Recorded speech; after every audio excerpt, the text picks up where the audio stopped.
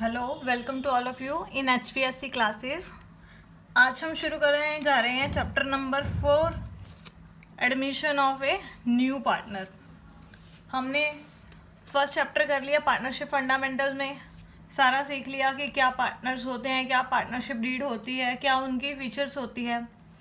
आज हम सीखेंगे कि क्या एक फर्म में, जो एक फर्म चल रही है ऑलरेडी, उसमें कोई नया पार्टनर एडमिट हो सकता है या नहीं हो सकता। तो उसके लिए पहले हम देखते हैं, मैं स्टेटमेंट लिखवा रही हूँ, आप मेरे साथ साथ नोट करते जाइए।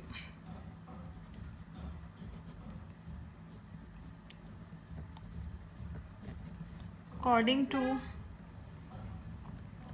Section 31 of Indian act,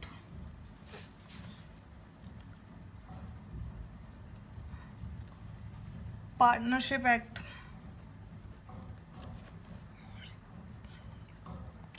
1932, a new partner shall be admitted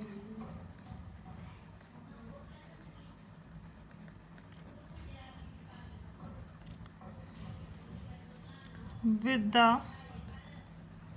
consent of all other parties। अब देखो बच्चों, क्या लिखा गया है।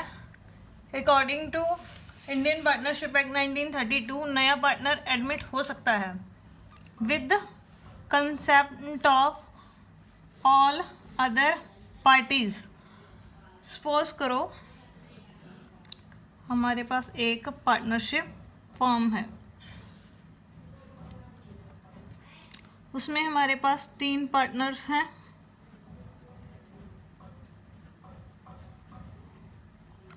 ABC बिजनेस ऑलरेडी चल रहा है, हमारे पास कोई नया व्यक्ति है D। अब ये फर्म चल रही है, अच्छे प्रॉफिट्स कमा रही है, तो D सोचता है कि क्यों ना मैं भी इनका पार्टनर बन जाऊं, मैं भी प्रॉफिट्स में हिस्सा कमाऊं, मुझे भी अच्छा लाभ होगा। तो क्या ये जो पर्सन है D, ये पार्टनरशिप फर्म में आ जाएगा? वो C से बात करता है, C कहता है कि मैं तो एग्री हूँ तुझे पार्टनर बनाने के लिए। क्या अकेले C के कह देने पर D फर्म में पार्टनर बन जाएगा? नहीं। कब तक नहीं? जब तक सभी साझेदार अपनी सहमति ना दे दें। जब तक सभी साझेदार अपनी सहमति नहीं देते, तब तक किसी भी फर्म में किसी भी नए व्यक्ति को पार्टनर नहीं बनाया जा सकता। ये किस में लिखा गया है? सेक्शन 31 में, इंडियन पार्टनरशिप एक्ट 1932 में ये लिखा गया है। कोई भी व्यक्ति तब तक साझेदार नहीं बन सकता जब तक फर्म के सभी साझेदार सहमत ना हो जाएं। अगर एक ने भी बोल दिया कि मैं इसको साझेदार नहीं बनाना चाहता या पार्टनर नहीं बनाना चाहता, तो इन दोनों की जो सहमति होगी वो भी क्या हो जाएगी? व्यर्थ हो जाएगी, क्योंकि ये एग्री नहीं है।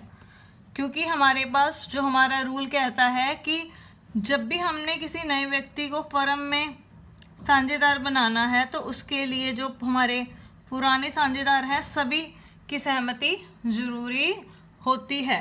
अगर एक भी पार्टनर एग्री ना हो तो वो पार्टनर नहीं बन सकता।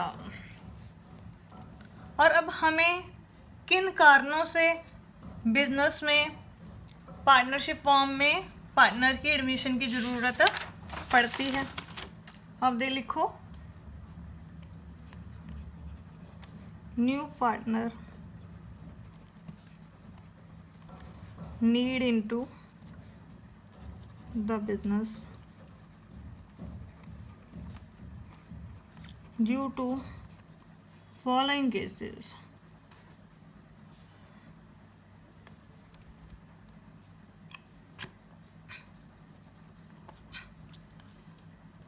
फर्स्ट जो रीज़न है वो हमारे पास वो क्या है?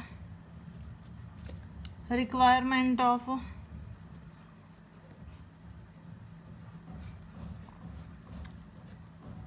कैपिटल। देखो बच्चों, ये हमारी पार्टनरशिप फॉर्म है, ठीक है बच्चों।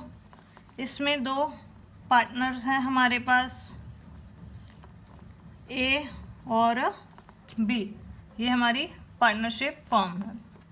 अब इन दोनों की जो कंडीशन है वो अच्छी नहीं है।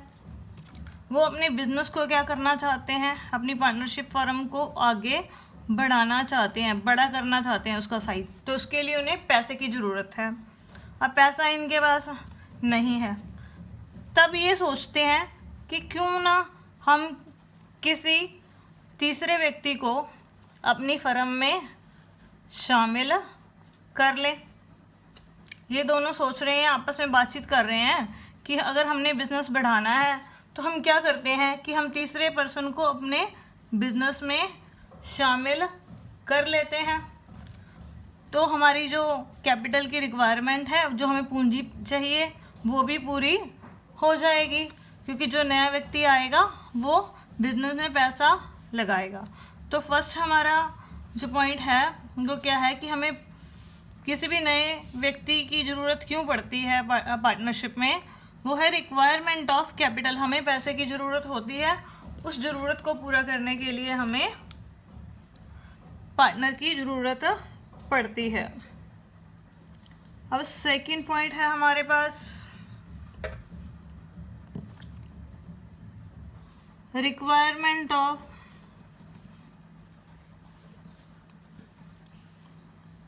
a competent and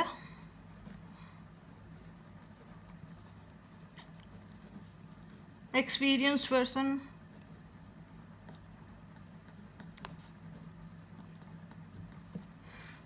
देखो बच्चों, अब ये दो पार्टनर्स काम कर रहे हैं पार्टनरशिप फॉर्म में, ठीक है। अब मैंने आपको अभी बताया कि अब ये अपने बिजनेस को एक्सपेंड करना चाहते हैं, बढ़ाना चाहते हैं। इनके पास कोई भी क्वालिफिकेशन नहीं है, कोई डिग्री नहीं है। वो सोचते हैं आपस में कि क्यों ना उस व्यक्ति को पार्टनरशिप में शामिल कर लिया जाए, फर्म में शामिल कर लिया जाए, जिसके पास कोई डिग्री हो, जो इस काम में पहले से ही क्या हो, एक्सपीरियंस हो, जिसको इस काम का अनुभव हो। तो हम उसे शामिल कर लेते हैं ताकि हमारा जो बिज़नेस है वो और भी अच्छे से चलेगा। हम उसकी जो योग्यता है, कॉम्पिटेंसी है, उसका हम क्या कर सकते हैं, फ़ायदा उठा सकते हैं। तो सेकंड रिक्वायरमेंट क्या है कि हमें पार्टनर की ज़रूरत क्यों पड़ती है, उसकी जो कॉम्पिटेंसी है, एक्सपीरियंस पर्सन है, उसका बेनिफिट लेने के लिए। थर्ड नीड क्या है, फॉर increase the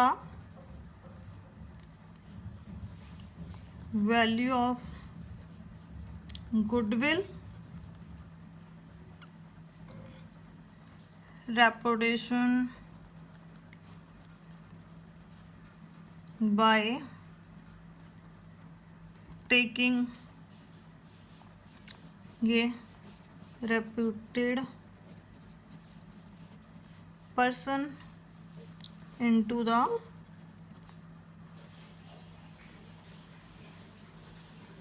पार्टनरशिप। देखो बच्चों, अब ये जो पर्सन है, इसका जो हमारे शहर में बहुत नाम है, इसका नाम चलता है। तो ए और बी सोच रहे हैं कि ये एक सी पर्सन है, इसका शहर में बहुत नाम चलता है। अगर ये हमारे साथ पार्टनरशिप फॉर्म में ऐड हो जाए तो हमारी जो दुकान है वो पहले से भी क्या होगी, ज़्यादा चलेगी, हमें ज़्यादा प्रॉफिट्स होंगे। तो यहाँ पर हम क्या करना चाह रहे हैं कि जो इसकी रेपुटेशन है उसका क्या लेना चाहते हैं, हम लोग बेनिफिट उठाना चाहते हैं।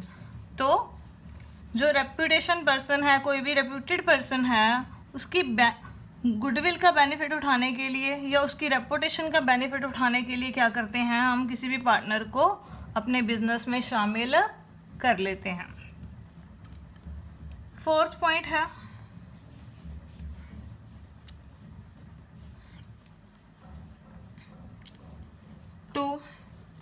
encourage a capable employee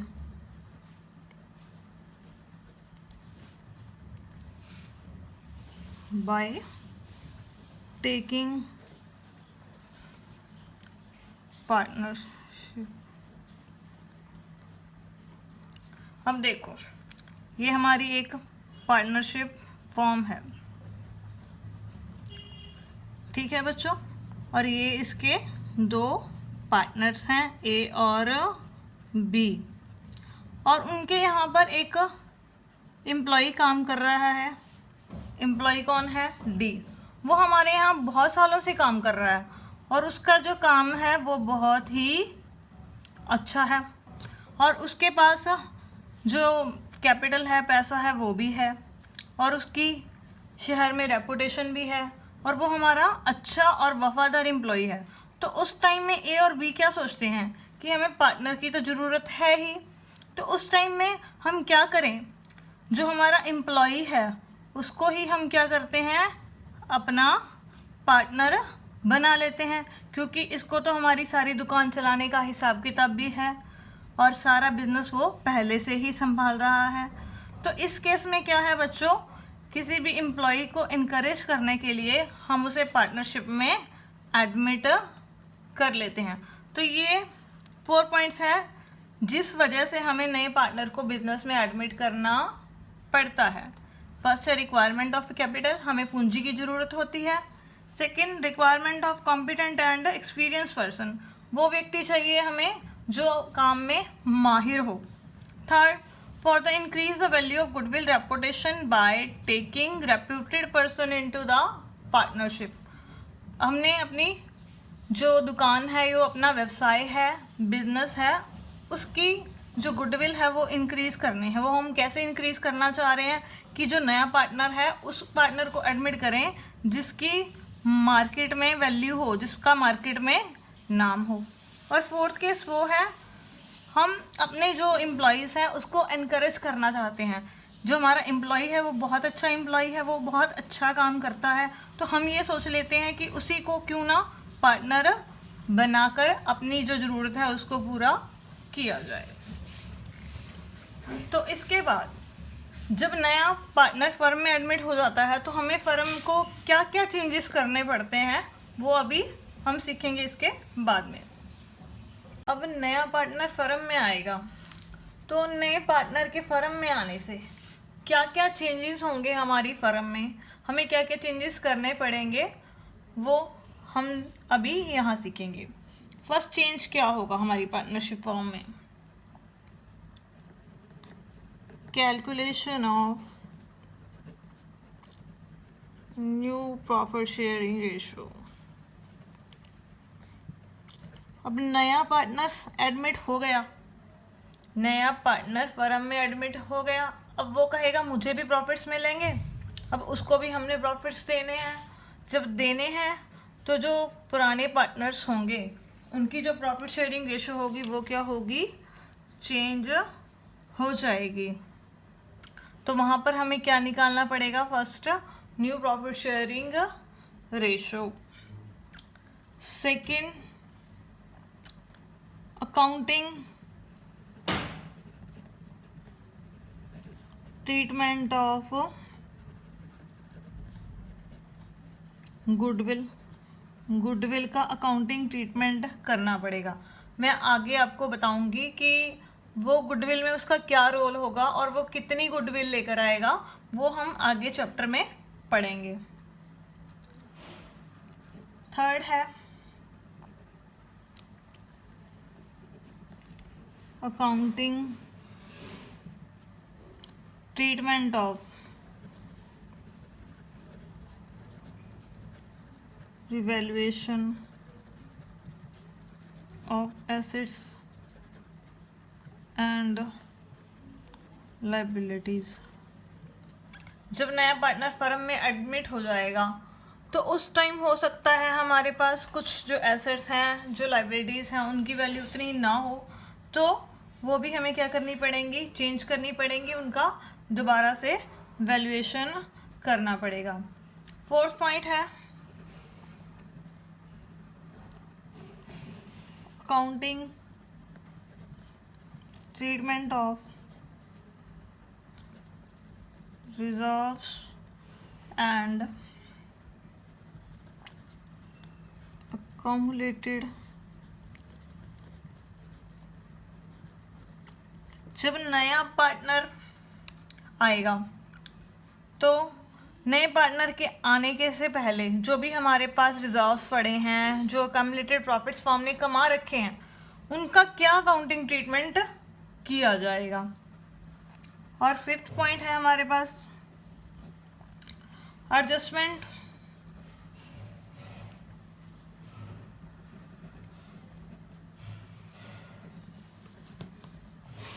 of capitals on the basis of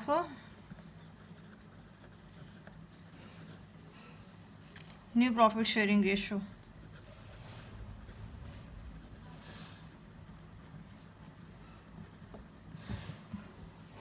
अब नया पार्टनर आ गया तो उनकी प्रॉफिट शेयरिंग रेशो चेंज होगी। प्रॉफिट शेयरिंग रेशो चेंज होने से उनकी जो कैपिटल्स होंगी उसके ऊपर क्या इफेक्ट पड़ेगा, उसकी एडजस्टमेंट सीखेंगे। टोटल इस चैप्टर में हम इन 5 टॉपिक्स को कवर करेंगे। अब पार्टनर फर्म में एडमिट हो गया, आ गया, तो उसके फर्म में आने के बाद उसे क्या क्या राइट्स मिलेंगे फर्म में, उसे क्या क्या राइट्स होंगे पार्टनरशिप फर्म में। उसके पास 2 राइट्स होते हैं। एक तो राइट होता है हमारे पास right to share profits in future. जो अब नया पार्टनर आया वो क्या ले सकता है, फ्यूचर में लाभों में से हिस्सा। अब जो भी प्रॉफिट्स फर्म ने कमाए हैं उसके आने से पहले उसमें उसको हिस्सा नहीं मिलेगा। किस में मिलेगा, उसके आने के बाद जो फर्म फ्यूचर में जो प्रॉफिट कमाएगी उसमें उसको हिस्सा लेने का अधिकार होता है। सेकंड है हमारे पास राइट टू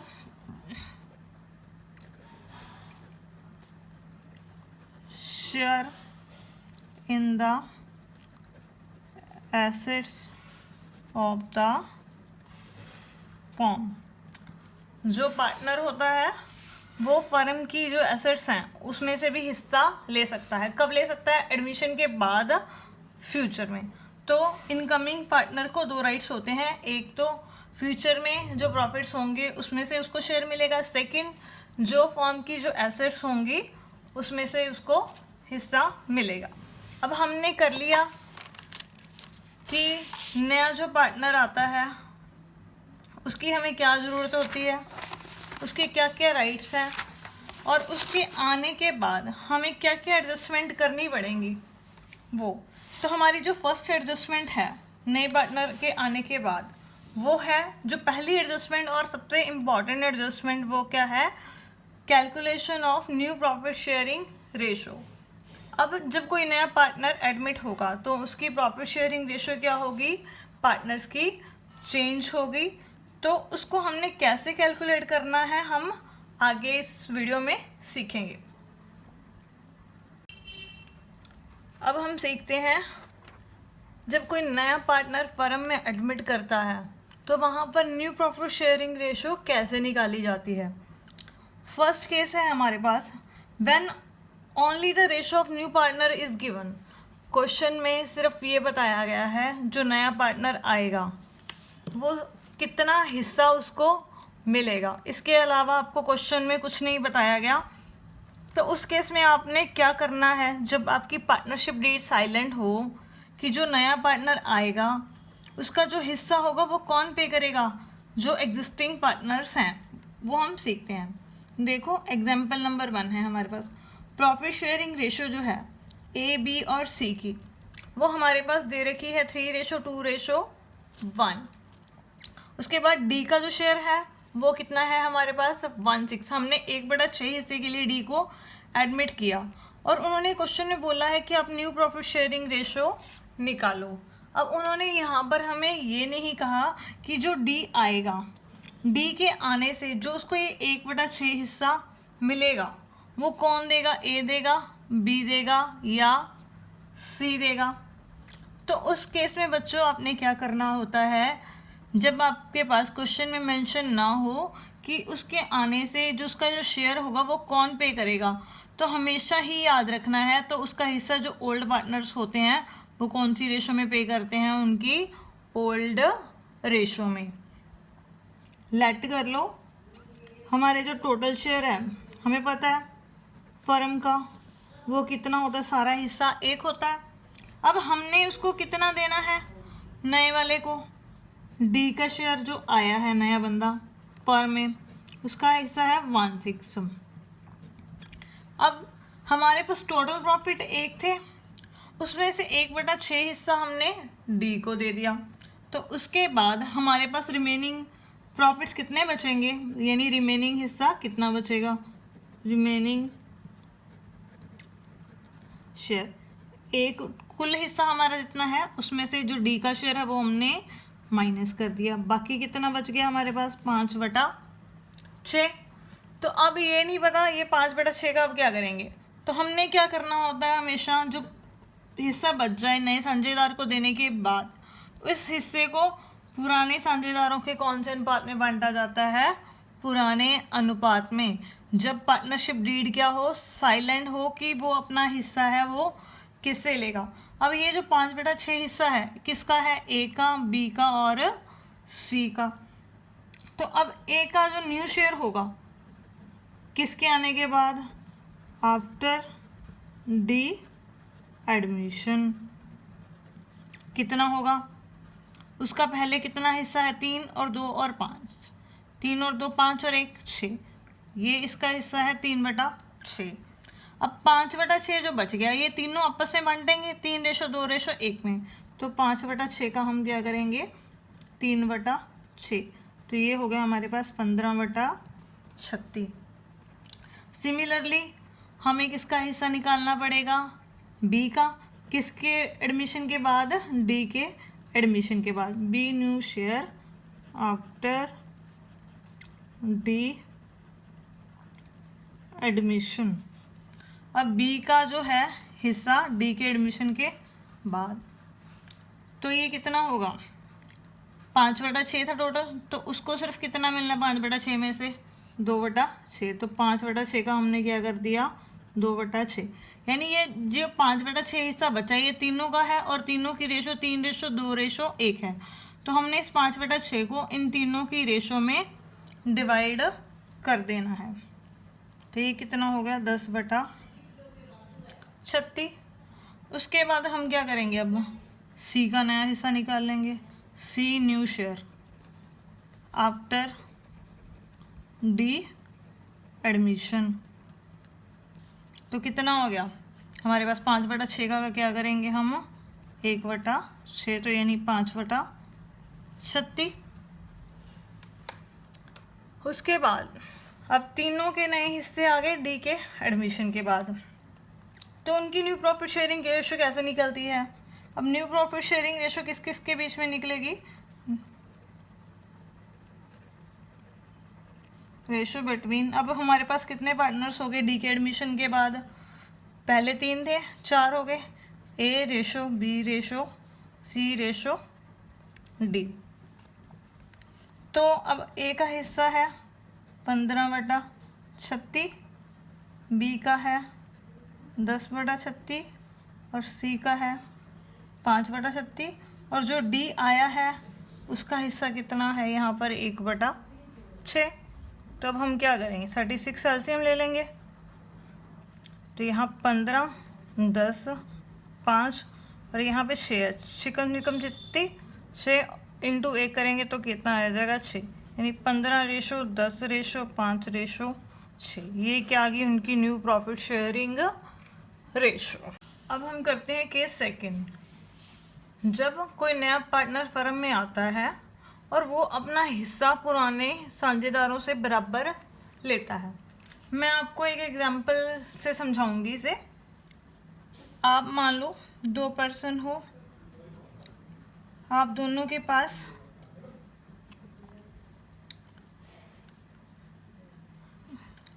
40 रुपये हैं, आप दोनों के पास 40 रुपये हैं। तो एक पर्सन और आ जाता है, जैसे घर में होता है, मम्मी ने आप दोनों को पैसे दे दिए 40 रुपये, ठीक है, 2 भाई बहनों को। तीसरा भाई आ गया, मम्मी आपने इन दोनों को पैसे दे दिए, मुझे तो दिए ही नहीं पॉकेट मनी के लिए पैसे आपने। तो मम्मी क्या बोलती है कि बेटा पैसे करो, इसको 10 रुपये दे दो, आप लोग, आप दोनों इसको 10 रुपये दे दो। आप कहते हो अपने भाई को तू दे, मैं नहीं दूंगा, और वो कहता है तू दे, मैं नहीं दूंगा पैसे। तो मम्मी क्या कहती है कि आपने इसको 10 रुपये देने हैं, तो आप दोनों क्या करो, बराबर बराबर दे दो। तो आप क्या करते हो, जितने पैसे आपने उनको देने हैं 10 रुपये, कितने जने हो आप देने वाले, कितने पर्सन हो, 2। तो आप क्या करते हो, जितने देने हैं उसको 2 बराबर भागों में बांट लेते हो, फिर 10 का 1/2। तो जितने आपने देने हैं वो निकल आए, जितने आपके भाई ने देने हैं वो निकल आए। तो जितने रुपए आप फिर उसको दे देते हो उतने रुपए आपके पास से कम हो जाते हैं। मीन टू से कि जो हिस्सा हमने नए साझेदार को देना है, अगर क्वेश्चन में ये कहा गया कि जो पुराने साझेदार होंगे वो इक्वल रेशो में देंगे, तो आपने क्या करना है, जितना हिस्सा उसको देना है उसका हम क्या करेंगे, 1/2 1/2। मैं आपको एग्जांपल समझाती हूँ। अगर 3 पार्टनर्स होंगे वो बराबर बराबर देंगे, तो फिर 3 है तो कितना हो जाएगा, फिर 1/3। राम और श्याम पार्टनर्स हैं, उनकी रेशो क्वेश्चन में कितनी दे रखी है, 7:5, यानी ओल्ड रेशो होगी, old ratio of Ram and Shyam कितनी, 7:5। अब आया कौन है, फर्म में नया एडमिट हुआ है, गोपी। कितने हिस्से के लिए, गोपी शेयर 1/6। उसने क्या कहा है क्वेश्चन में, which he acquire equally from Ram and Shyam, दोनों से वो बराबर बराबर लेगा अपना हिस्सा। अब उसका हिस्सा कितना है, 1/6। तो वो राम से कितना लेगा, means Gopi share which he acquire from Ram से कितना लेगा। मैंने अभी आपको बताया जितना है, जितने बंदे दे रहे हैं उसका क्या करेंगे, अगर 2 बंदे दे रहे हैं तो 1/2, अगर 3 बंदे हैं देने वाले तो फिर कितना हो जाएगा, तीनों बराबर बराबर बांट लेंगे तो 1/3 हो जाएगा। अगर 4 हैं तो उसी तरह 1/4। तो गोपी शेयर जो वो राम से लेगा वो कितना लेगा, 1/12। अब गोपी का ही शेयर, अब वो उसने किससे लेना है, हमने श्याम से।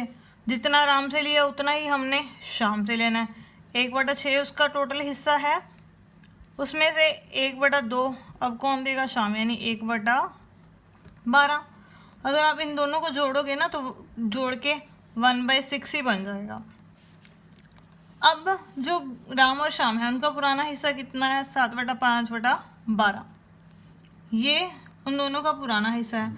अब राम का न्यू शेयर कितना होगा, 7/12 उसके पास था, 1/12 उसने उसको गोपी को दे दिया, तो उसके पास कितना बचा, जितना उसने दे दिया वो उसके हिस्से में से क्या करेंगे, हम माइनस कर देंगे। तो 12, 7 - 1 6/12। उसके बाद श्याम का न्यू शेयर कितना होगा, गोपी को देने के बाद उसका पुराना हिस्सा है 5/12, उसने कितना दे दिया, 1/12, जितना उसने पे कर दिया उसको। तो अब इसका नया हिस्सा कितना बचा उसके पास, 4/12। गोपी का तो वही 1/6 ही है हिस्सा, चाहे आप इन दोनों से जो उसको मिला है उसको जोड़ोगे 2/12 आएगा, तो वो काट के 1/6 ही बन जाएगा। अब हमने क्या करनी है, न्यू प्रॉफिट शेयरिंग रेशो किस किस के बीच में निकालनी है, राम, श्याम एंड गोपी। तो न्यू प्रॉफिट शेयरिंग रेशो निकालनी है हमने, उनके बीच में, तो वो किससे निकलेगी? जो उनके न्यू शेयर आएंगे गोपी को हिस्सा देने के बाद। तो कितने आ गए उसके हिस्से? राम का है 6/12, श्याम का है 4/12 और गोपी का तो 1/6 ही है।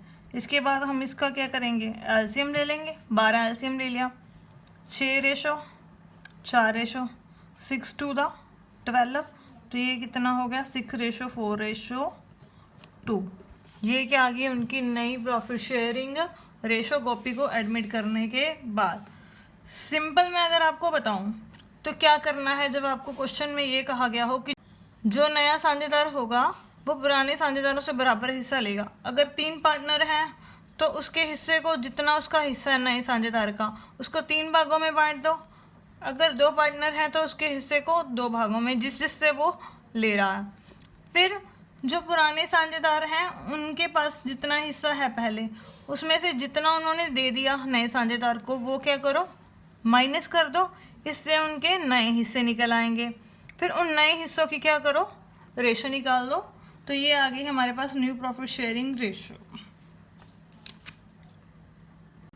अब हम करते हैं केस थर्ड।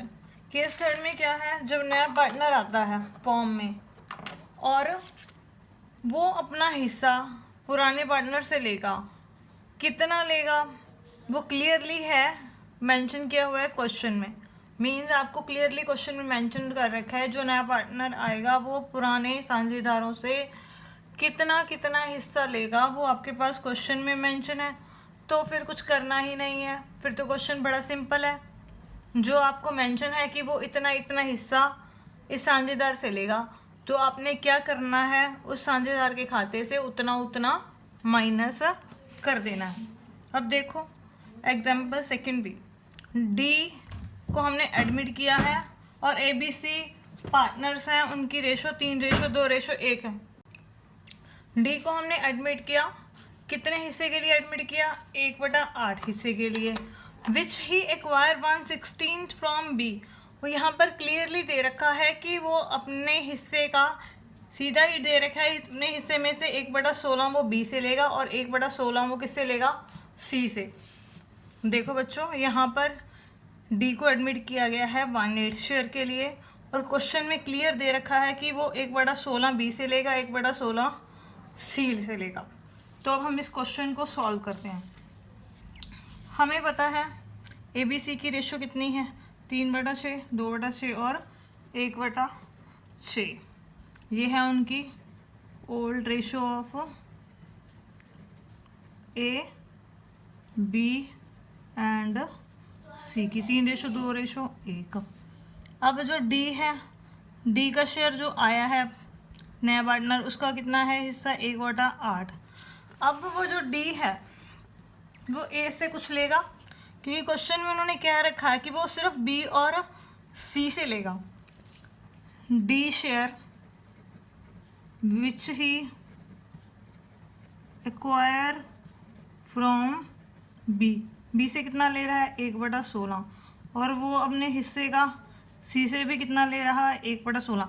अब सिर्फ बी और सी उसको दे रहे हैं, ए तो दे ही नहीं रहा। तो अब हम नए शेयर्स निकालते हैं पुराने पार्टनर्स के। अब ए का न्यू शेयर कितना आएगा?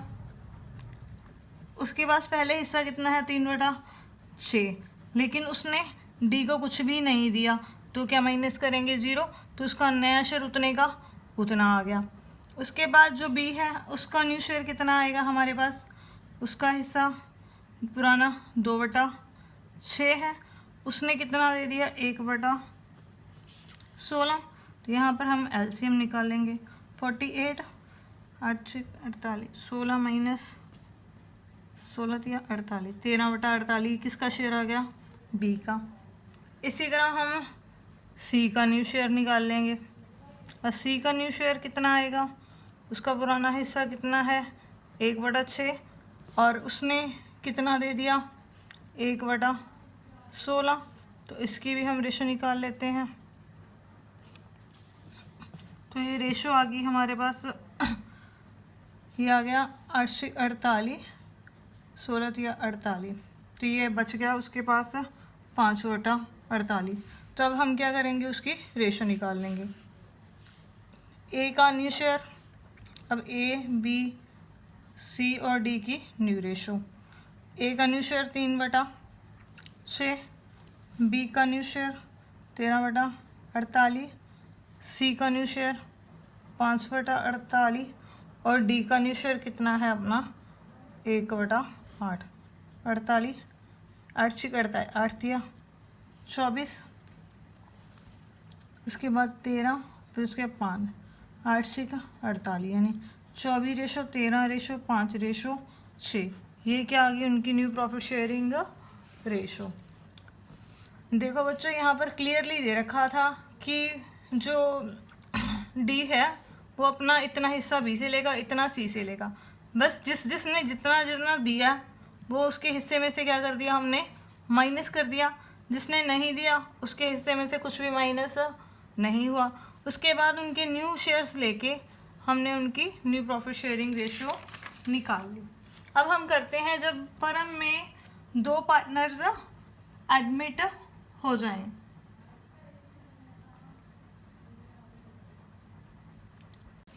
अब देखो, अब हम कर रहे हैं नया टॉपिक जिसमें 2 पार्टनर्स फर्म में एडमिट हो रहे हैं कॉन्टिन्यूसली एक के बाद एक। तो उस केस में न्यू प्रॉफिट शेयरिंग रेशियो हम कैसे निकालते हैं।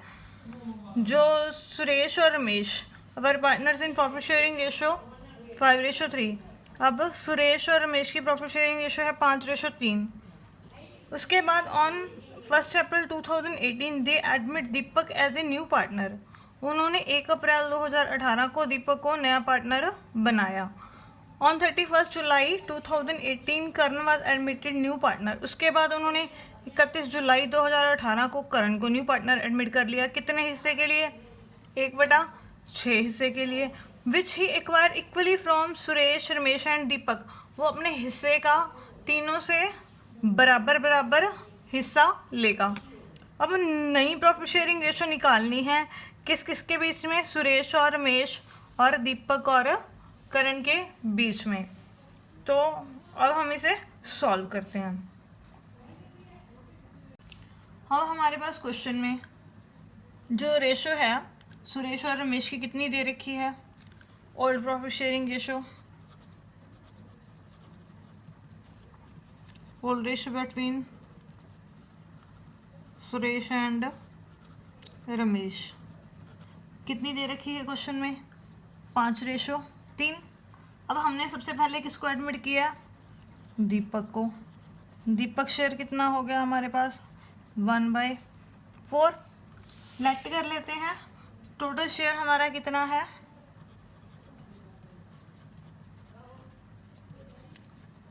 1। अब दीपक को हमने 1/4 दे दिया, तो उसके बाद हमारे पास रिमेनिंग शेयर कितना बचेगा, 1 - 1/4, यानी कितना बच गया, 3/4। जो ये हिस्सा है 3/4, ये किस किस का बच गया, सुरेश और रमेश का। क्योंकि जब दीपक एडमिट हुआ तो उस टाइम सिर्फ 2 ही पार्टनर्स हैं हमारे पास। इसका हिस्सा है 5/8 और इसका हिस्सा है 3/8। तो अब सुरेश का न्यू शेयर कितना आएगा,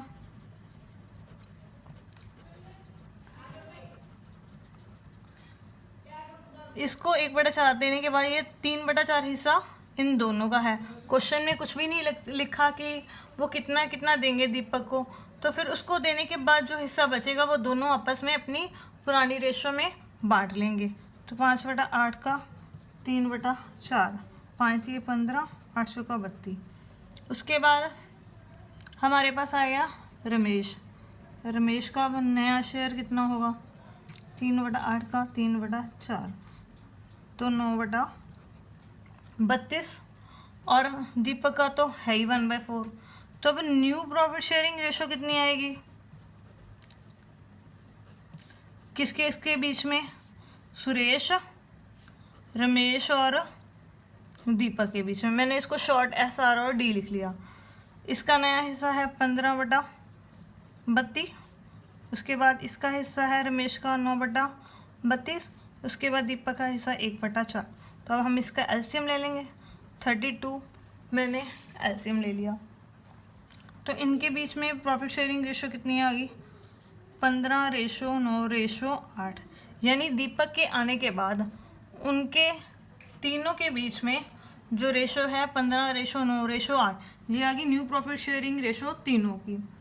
अब उसके बाद हमारे पास करण जो है एडमिट हुआ है फर्म में, करण का शेयर कितना है 1/6।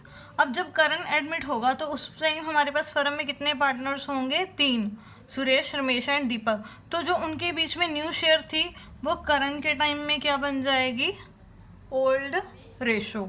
तो अब ओल्ड रेशो सुरेश, रमेश और दीपक की कितनी है 15:9:8। करण का शेयर कितना है 1/6। तो उसके बाद अब ये अपना हिस्सा तीनों से बराबर बराबर लेगा। तो 3 पर्सन है यहाँ पर, तो 1/6 का कितना करेंगे हम 1/3, क्योंकि तीनों से वो क्या ले रहा है 1:1:1 में। तो 1/3, 1/3, 1/3। करण अपना हिस्सा जो सुरेश से लेगा वो कितना है, करण शेयर एक्वायर फ्रॉम सुरेश 1/6 का 1/3 कितना हो गया 1/18। फिर वो करण अपना हिस्सा उसके बाद किससे लेगा, रमेश से लेगा 1/6 का 1/3 यानी 1/18। उसके बाद करण अपना हिस्सा किससे लेगा, दीपक से लेगा, तो 1/6 का 1/3 यानी 1/18। तो अब ये तीनों को जोड़ेंगे तब भी हमारे पास कितना बनेगा 1/6, क्योंकि जो करण है वो अपना हिस्सा जितना सुरेश से लेगा, रमेश से लेगा और जितना दीपक से लेगा उसको जोड़ेंगे तो वही बन जाएगा। अब न्यू शेयर निकालते हैं आफ्टर करण एडमिशन, करण के आने के बाद। अब सुरेश का हिस्सा कितना रह गया, सुरेश शेयर आफ्टर करण एडमिशन, उसका हिस्सा कितना था पहले 15/32।